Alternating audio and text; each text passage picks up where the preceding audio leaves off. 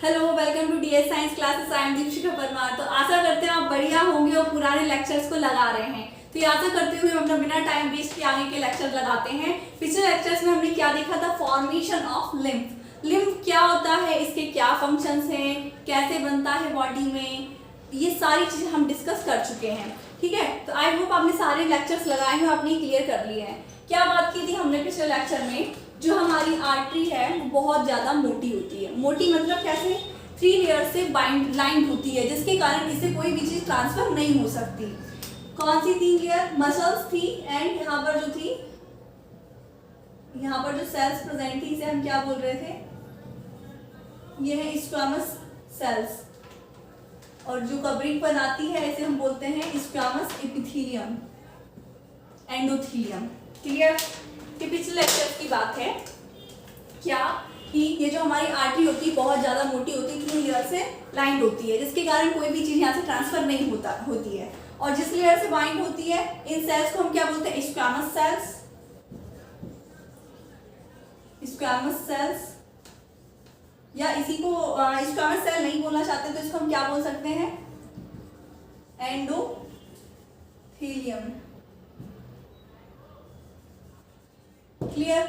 अब क्योंकि ये मोटी होती है और इससे कोई चीज ट्रांसफर नहीं हो पाती, लेकिन हमारी बॉडी में तो ऑर्गन्स तक सारी चीजों को ट्रांसफर करना है। ग्लूकोज हुआ, गैसेस हुई, ये सारी चीज हमें ट्रांसफर ऑर्गन्स तक करनी है। इसलिए ये जो आर्टरी है ऑर्गन्स तक जाते जाते एक पतली सी ब्रांचेस में डिवाइड हो जाती है, जिसे हम कैपिलरीज कहते हैं। क्या बोलते हैं हम? कैपिलरीज। अब कैपिलरीज इन्हें क्यों बोलते हैं?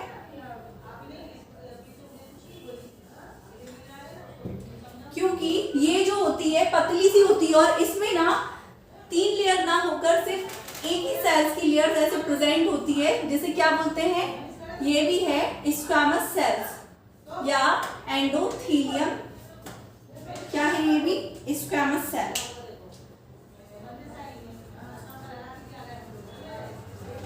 स्क्वामस सेल्स देन वापस से क्या हो जाएगी? वापस ब्रेन में खुल जाएगी, जो कि बड़ी मोटी होती है। क्या बात की थी हमने? ये हम देख चुके हैं। ठीक है, अब क्या होता है? ये जो हमारा यहाँ से फ्लूइड आ रहा है, यहाँ से ट्रांसफर हो नहीं सकता। ये आज आ रहा है ना, जो इसे क्या बोल रहे हैं? ब्लड। अब ब्लड में क्या क्या चीज प्रेजेंट होते हैं? ये क्या है? ब्लड। ब्लड में कंपोनेंट्स की बात की थी हमने, तो क्या थे?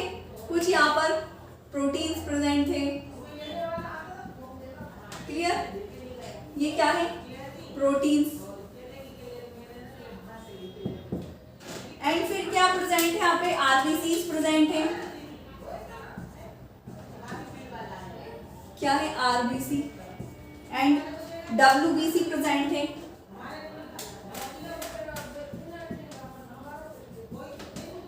क्लियर? अब ये जब यहाँ से जाता है ये ब्लड, प्लाज्मा, और साथ ही इसके क्या है? प्लाज्मा यहाँ से फ्लो होता है, तो क्या होता है? यहाँ पे एब्जॉर्प्शन होता है। जो फ्लूइड है उसका एब्जॉर्प्शन होता है। जैसे कि यहाँ पर क्या एनर्जी फॉर्मेशन हो रहा है, एनर्जी बन रही है, तो इसको ऑक्सीजन की जरूरत है। ऑक्सीजन कहाँ से आ रही है? ब्लड से आ रही है। अब ब्लड के पास जो भी मटेरियल है, उसमें से सारा मटेरियल तो ऑर्गन्स तक नहीं ट्रांसफर हो सकता। जैसे यहाँ पे प्रोटीन्स प्रेजेंट हैं, इन प्रोटीन्स का साइज बहुत ज्यादा बड़ा है, इसलिए यहाँ पे ये क्रॉस नहीं कर सकते। और यहाँ पर हमारे क्या प्रेजेंट है? सेल्स प्रेजेंट है। इन्हीं सेल्स तक हमें मटेरियल्स को ट्रांसफर करना है। क्लियर? यहाँ तक ट्रांसफर करना है, लेकिन यहाँ से बहुत सी चीजें जो ट्रांसफर नहीं हो सकती हैं। ठीक है, अब जो ट्रांसफर करना है, जैसे हमें यहाँ से ऑक्सीजन ट्रांसफर करना है, ऑक्सीजन यहाँ जाएगी क्योंकि एनर्जी चाहिए, तो ऑक्सीजन अकेले यहाँ से साथ नहीं जाएगी। ऑक्सीजन के साथ एक फ्लूइड जाएगा। कौन सा फ्लूइड? यहाँ पर जो ऑक्सीजन के साथ फ्लूइड आ रहा है, इसे हम बोल रहे थे क्या? Tissue fluid. टिश्यू फ्लूइड, या इसी को हम बोल रहे थे interstitial fluid. Interstitial fluid. Clear? इतना समझ में आया? अब इसे इंटरस्टिशियल फ्लूइड क्यों बोल रहे हैं? इसे प्लाज्मा क्यों नहीं बोल रहे हैं? प्लाज्मा यहाँ ब्लड के अंदर फ्लो हो रहा है, वो भी तो एक लिक्विड है, और जो ट्रांसफर हो रहा है वो भी एक लिक्विड है, लेकिन हम इसे फिर प्लाज्मा क्यों नहीं बोल रहे हैं? इसे इंटरस्टिशियल फ्लूइड या टिश्यू फ्लूइड क्यों बोल रहे हैं? क्योंकि जो हमारा प्लाज्मा होता है उसमें हमारे प्रोटीन्स होते हैं, मिनरल्स होते हैं, ग्लूकोज, विटामिन, और क्या होते हैं? आरबीसी, डब्ल्यूबीसी, ये सारी चीज प्रेजेंट होती है। लेकिन ये जो फ्लूइड यहाँ से आता है, जब ऑक्सीजन अंदर आती है एंड CO2 यहाँ से बाहर जाती है, यहाँ से CO2 बाहर जाती है, तो इसके साथ क्या आता है और जाता है, ट्रांसफर होता है, फ्लूइड होता है। अब उसे फ्लूइड क्यों बोल रहे हैं? क्योंकि यहाँ पर जो प्रोटीन्स, विटामिन हैं और WBCs हैं, RBCs हैं, इनमें से सारी चीज 100% ट्रांसफर नहीं होती। जितना ब्लड में वो सारी चीज ट्रांसफर होती तो हम इसे प्लाज्मा ही बोलते हैं। लेकिन यहाँ से जैसे मान लीजिए प्रोटीन्स का साइज बहुत ज्यादा बड़ा होता है, इसलिए ये ट्रांसफर नहीं हो सकते, क्योंकि ये तो पतली सी बहुत कम गैप रखती है ना यहाँ तो, और बहुत छोटी छोटी चीजें ट्रांसफर हो सकती है, गैसेस ट्रांसफर हो सकती हैं, ग्लूकोज ट्रांसफर हो सकता है, और क्या ट्रांसफर होता है, WBC ट्रांसफर हो सकती हैं, हो क्या सकती हैं, ये सारी चीज ट्रांसफर हो सकती है, लेकिन प्रोटीन्स ट्रांसफर नहीं हो सकते। RBCs का साइज बड़ा होता है तो वो भी ट्रांसफर नहीं हो सकता, तो ये सारी चीज ट्रांसफर नहीं हो सकती, इसलिए कुछ चीजें यहाँ तक आ पाती हैं फ्लूइड के साथ, इसलिए हम इसे बोलते हैं tissue fluid and interstitial fluid. Clear है? इतना समझ में आया? अब ये तो बात समझ में आई कि यहाँ से फ्लूइड यहाँ पे आता है, ऑक्सीजन, जब ऑक्सीजन चाहिए पड़ती है सेल को, तो सेल के संग कुछ फ्लूइड अंदर आ गया, देन जब वापस CO2 जाएगा यहाँ से तो फ्लूइड वापस चला गया यहाँ पर, ठीक है।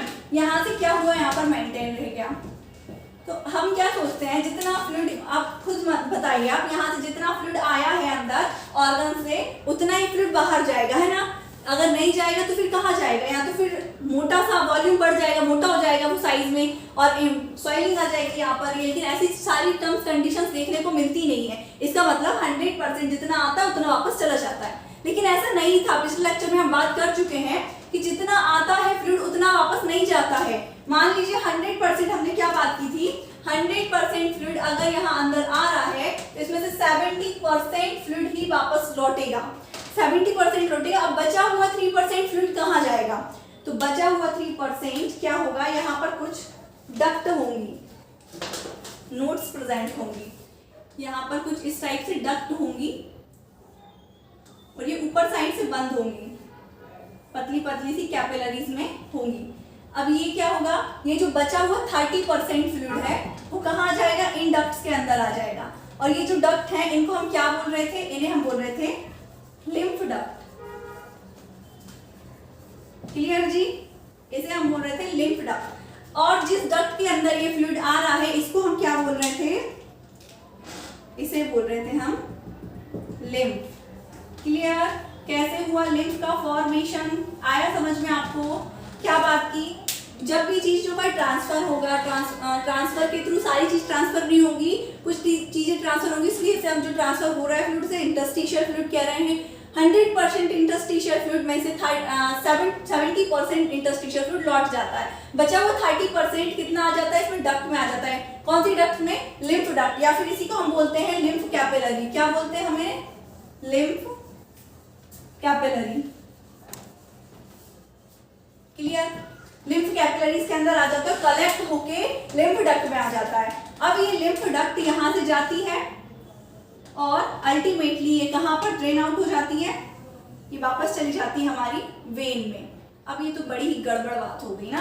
क्या बात हो गई, अब जब बचा हुआ 30% लिम्फ डक्ट कैपिलरीज में आ चुका था तो वापस इसे वेन में जाने की जरूरत क्या थी, क्यों हम फिर इसको लेके आए, जब इसे वेन में वापस भेजना था तो यहाँ से हमने 100% क्यों नहीं भेज दिया। अब आप क्यों बताइए कि आपने मान लीजिए कोई भी चीज बनाई है, घर में सब्जी बनाई है, कोई भी चीज ऐसी टेस्टी स्वीट्स बनाई है, तो आप उसे टेस्ट कैसे करते हैं, सैंपल के लिए कुछ परसेंटेज उसका लेते हैं ना। जैसे चाय बनाई है आपने, चाय में चीनी चेक करना है कि कितनी है, मीठी है नहीं है, तो उसमें आप थोड़ी सी चाय लेंगे चीनी चेक करने के लिए, फिर पूरी चाय पीकर चेक करेंगे। पूरी नहीं लेंगे ना, कुछ सैंपल के लिए थोड़ा सा लेंगे, अगर वो सही है, वो टेस्ट में अच्छा है तो हम आगे उसको प्रिपेयर करते हैं, अदरवाइज हम उस पर कुछ संशोधन करते हैं उसी टाइम पर, ठीक है।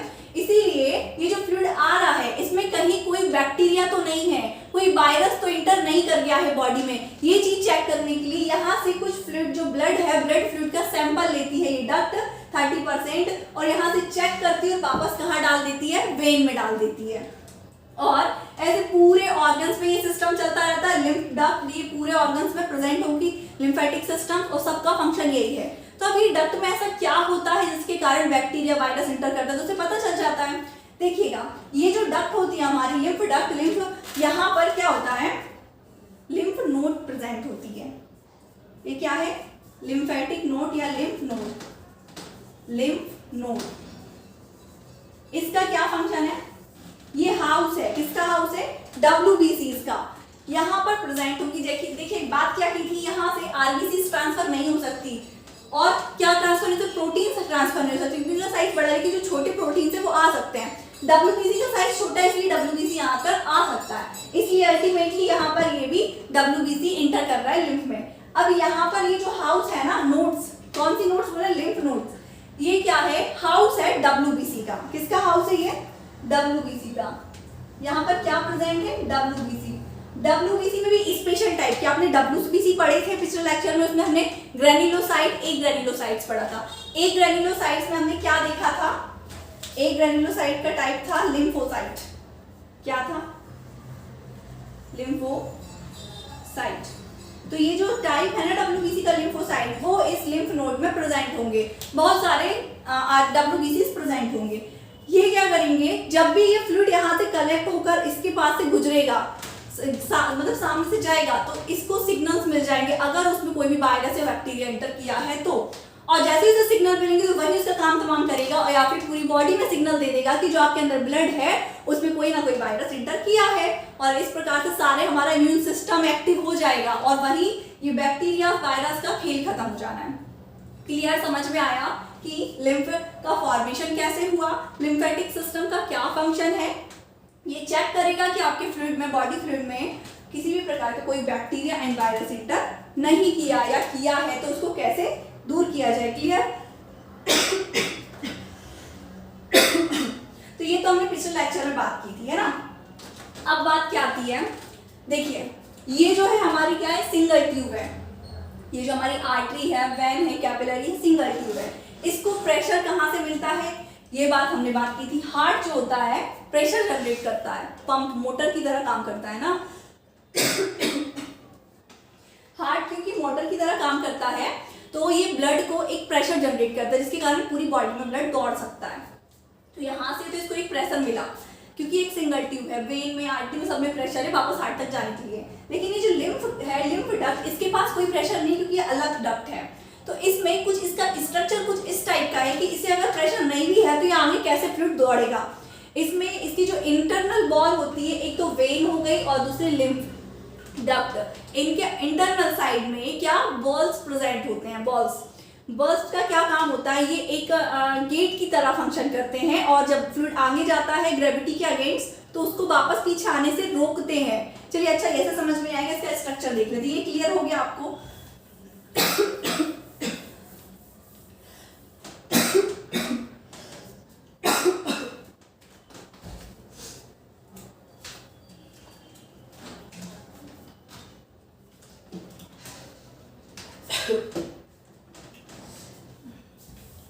ये तो हम बात कर चुके हैं पिछले लेक्चर में। अब हम देखेंगे जो हमारी लिम्फ डक्ट है, लिम्फ कैपिलरी है, वो एक तो अलग ही ट्यूब है, उसके पास तो किसी भी प्रकार का कोई प्रेशर ही नहीं है, क्योंकि हमें पता है आर्टरी के पास तो प्रेशर है। क्यों?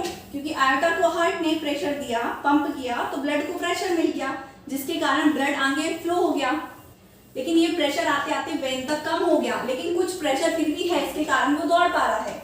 लेकिन कुछ प्रेशर कम है, इसलिए उसको दौड़ने में कौन हेल्प कर रहा है? और लिम्फ के पास तो फिर कोई प्रेशर ही नहीं है, तो वो कैसे ब्लड आने जा रहा है? तो देखिए, अगर अब हम बात करें किसकी?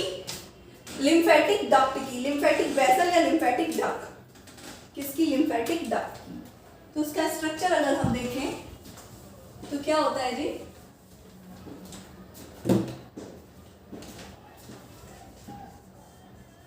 लिम्फेटिक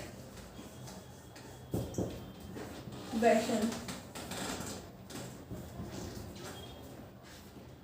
देखिए लिम्फेटिक वेसल भी कैसे होगी? जैसे हमने नॉर्मल अपनी आर्टरी और वेन के बारे में बात किया था, वैसे ये मोटी होगी, मस्कुलर 3 लेयर से बाइंड होगी, और इंटरनल जो लेयर होगी वो कैसे होगी? स्क्वैमस एपिथेलियम से कवर्ड होगी, लाइंड होगी ऐसे यहाँ से, जिसे हम क्या बोल रहे हैं? स्क्वैमस एपिथेलियम, स्क्वैमस सेल्स को एंडोथेलियल।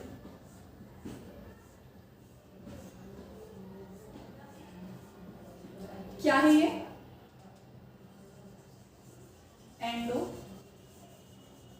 एंडोथेलियम। क्लियर। अब ये एंडोथेलियम देखिए, यहां से अब क्या आएगा, लिम्फ फ्लो होगा, यहाँ से लिम्फ फ्लो हो रहा है और ये ग्रेविटी के अगेंस्ट फ्लो हो रहा है। अब यहाँ तो कोई प्रेशर है नहीं है ना, तो आखिर ये कैसे आगे बढ़ रहा है, कैसे आगे जा पा रहा है। वेन के पास तो थोड़ा बहुत प्रेशर है, लेकिन फिर भी वेन के पास बहुत कम प्रेशर है अकॉर्डिंग टू आर्टरीज। आर्टरी के पास प्रेशर है, इसलिए उसका फ्लूइड जो है, ब्लड है, आगे दौड़ पा रहा है, लेकिन ये प्रेशर लिम्फ वेन्स तक आते आते कम हो गया। इसलिए जो हमारी वेन होती है और एक क्या लिम्फ डक्ट, लिम्फेटिक डक्ट, इसके अंदर इंटरनल कैविटी साइड में क्या होते हैं, बॉल्स प्रेजेंट होते हैं। यहां पर ऐसे बॉल्स प्रेजेंट होती हैं।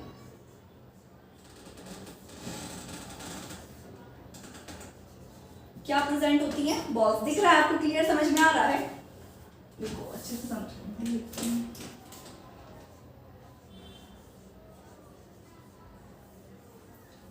अब ये बल्ब का क्या फंक्शन है, ये कैसे दिख रही है, ये ऐसे दिख रही है ना। देखिए अब इनका क्या फंक्शन है, इसके पास कोई प्रेशर तो है नहीं है। अब यहाँ से जब फ्लूइड ऊपर जा रहा है ग्रेविटी के अगेंस्ट, तो जैसे फ्लूइड ऊपर चढ़ता है तो ये नीचे वापस ना आए, इसलिए गेट बंद हो जाते हैं। स्टार्टिंग में ऐसे खुले रहते हैं और फिर जब ये फ्लूइड ऊपर जाता है तो फिर ये ऐसे बंद हो जाते हैं, ताकि ये फ्लूइड वापस नीचे ना गिर पाए। मतलब ये कि जो आपकी क्या है, बॉल्स हैं, उसका स्ट्रक्चर कुछ इस टाइप का होगा, इंटरनल साइड में, वेन में और लिम्फ में ऐसा होगा।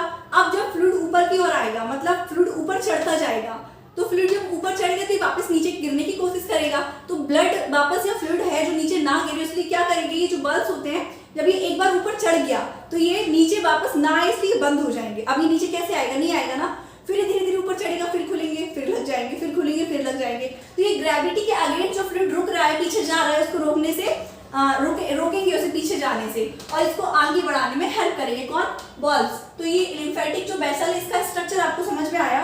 अब बात करें हम लिम्फेटिक नोड किसकी, यहाँ पे देखिए किसकी। अच्छा ये बात याद रखना है, ये जो बॉल्स होते हैं किस किस में प्रेजेंट होंगे, एक तो हमारे वेन में प्रेजेंट होंगे और दूसरी ये क्या है हमारी लिम्फेटिक डक्ट, इनमें प्रेजेंट होगी, जहां प्रेशर बहुत ज्यादा कम होगा, ब्लड प्रेशर। क्लियर। अब हम देखेंगे लिम्फेटिक नोड।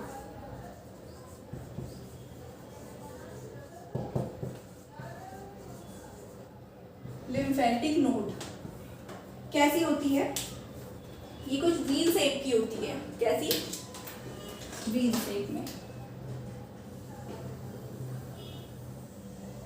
कुछ इस टाइप से। और यहाँ पे जो कवरिंग होती है वो फाइब्रस टिश्यू होते हैं यहाँ पे प्रेजेंट, फाइब्रस टिश्यू, या फिर इसी को हम क्या बोल सकते हैं, कनेक्टिव टिश्यू। अब फाइब्रस टिश्यू, कनेक्टिव टिश्यू क्यों, क्योंकि जो हमारे टिश्यू होते हैं 4 टाइप्स के होते हैं, बात की है आप पिछले लेक्चर में, connective tissue, muscular tissue, nervous tissue, और एक और होता है, ये 4 टाइप्स के टिश्यू होते हैं। उनमें से जो हमारी बाहर की कवरिंग करता है, जो टिश्यू कवरिंग करता है, आउटर कवरिंग, उसे बोलते हैं फाइब्रस टिश्यू या कनेक्टिव टिश्यू। ठीक है, ये क्या करेगा, पूरी बाहर साइड की जो बॉल है उसको कवर्ड करेगा। तो ये जो हमारी लिम्फ नोड होती है वो किससे कवर्ड होती है, फाइब्रस टिश्यू या कनेक्टिव टिश्यू से बाइंड होती है। अब ये जो फाइब्रस टिश्यू है ऐसे कंपार्टमेंट्स में डिवाइड होते हैं, ऐसे कंपार्टमेंट में डिवाइड होते हैं, और ये जो कंपार्टमेंट है 2 पोर्शन बना लेते हैं ऐसे। ठीक है, और ये जो बाहर साइड वाला है इसे हम क्या बोलते हैं, इसे तो हम बोलते हैं मेडुला, और इसे हम बोलते हैं, अरे मेडुला कॉर्टेक्स। ठीक है, अब ये जो कॉर्टेक्स है यही प्रेजेंट होते हैं हमारे क्या, यही प्रेजेंट होते हैं हमारे लिम्फोसाइट्स। कौन से lymphocytes, T and B lymphocyte, T and B lymphocyte. Clear, T and B lymphocyte यही प्रेजेंट होते हैं कहाँ, लिम्फ नोड्स। लिम्फ नोड की बात करी थी, हाउस ऑफ WBCs में लिम्फोसाइट्स का T लिम्फोसाइट, B लिम्फोसाइट। अगर आपने टाइप्स ऑफ WBCs देखे हैं, एक ग्रेन्युलोसाइट, ग्रेन्युलोसाइट में क्या क्या होते हैं, एक ग्रेन्युलोसाइट्स में क्या होते हैं, उसमें हमने देखा था एक ग्रेन्युलोसाइट्स में जो लिम्फोसाइट्स होते हैं उसमें T and B लिम्फोसाइट्स थे। टी और पी लिम्फोसाइट ही है जो नोड्स में, कौन से लिम्फेटिक नोड्स में प्रेजेंट होंगे। इनका क्या फंक्शन है, किसी भी प्रकार के वायरस को अगर एंटर करता है ब्लड में, बॉडी फ्लूइड में, तो उसको सिग्नल देना पूरी बॉडी को कि आपकी बॉडी में बैक्टीरिया या वायरस एंटर किया है। क्लियर, ये समझ में आ गया। लिम्फेटिक नोड का एंड जो लिम्फेटिक वेसल है ये कैसी दिखती है, ये हमने क्लियर कर दिया। ठीक है, अब नेक्स्ट लेक्चर में हम क्या देखने वाले हैं, ये तो हो गया हमारा आज का लेक्चर कवर। ठीक है, हमने देख लिया लिम्फेटिक लिम्फ फॉर्मेशन कैसे होता है, लिम्फेटिक वेसल कैसे दिखती है, और इसका क्या फंक्शन है। बॉडी में जब भी ये बॉडी फ्लूइड को चेक करेगा, सैंपल लेके चेक करेगा कि कहीं इसमें कोई पॉल्यूट तो नहीं, पॉल्यूशन नहीं, या फिर ऐसा कोई वायरस एंटर तो नहीं किया जो बॉडी के लिए हार्मफुल है। ठीक है, अब हम नेक्स्ट लेक्चर में देखेंगे टाइप्स ऑफ सर्कुलेशन। अभी तो हम देख रहे थे बॉडी फ्लूइड, अब हम देखेंगे टाइप्स ऑफ सर्कुलेशन। क्या देखेंगे नेक्स्ट लेक्चर में, नेक्स्ट में देखेंगे हम types of circulation.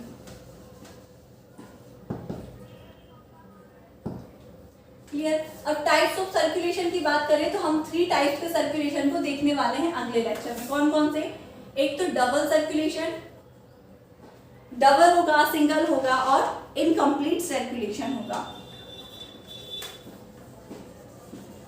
Double circulation,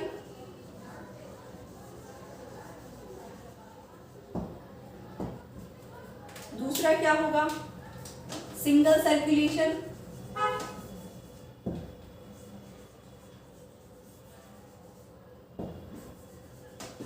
and third होगा हमारा इनकम्प्लीट सर्कुलेशन।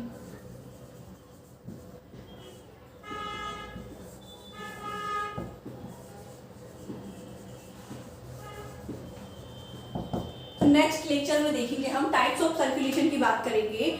डबल सर्कुलेशन क्या होता है, सिंगल सर्कुलेशन क्या होता है, और इनकम्प्लीट सर्कुलेशन क्या होता है, और किसके अंदर, कौन से एनिमल्स के अंदर कौन सा सर्कुलेशन प्रेजेंट होंगे। ठीक है, हमने देखा मैमल्स, एम्फीबियंस, रेप्टाइल्स, ये सब के अंदर अलग अलग सर्कुलेशन प्रेजेंट होंगे। तो किसके अंदर कौन सा सर्कुलेशन प्रेजेंट होगा, और सिंगल सर्कुलेशन क्या होता है, डबल सर्कुलेशन क्या होता है, ये सारी चीज हम देखने वाले हैं अगले लेक्चर में। तो आई होप आपको आज का पूरा लेक्चर समझ में आया है, और फिर भी अगर कोई डाउट लगता है तो कमेंट सेक्शन में जरूर लिखिए। And thank you so much watching my video. इसी प्रकार हमारे साथ बने रहिए। Thank you.